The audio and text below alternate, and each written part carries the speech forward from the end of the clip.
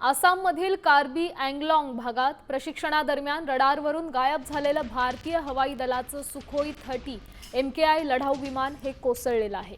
या अपघातात दोन्ही वैमानिक स्क्वॉड्रन लीडर अनुज आणि नागपूर जिल्ह्याचे सुपुत्र फ्लाइट लेफ्टनंट पूर्वेश दुगरकर शहीद झाले। लढाऊ विमान नियमित उड्डाण किंवा मोहिमेवर असताना त्याचा जमिनीवरील नियंत्रणाशी संपर्क तुटला अशी माहिती समोर आली।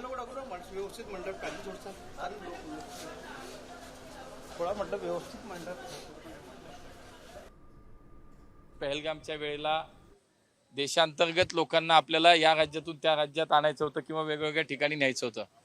त्यामुळे थेट विमान सेवा आपण त्या ठिकाणी सेवा देत त्यांना आणता आलं।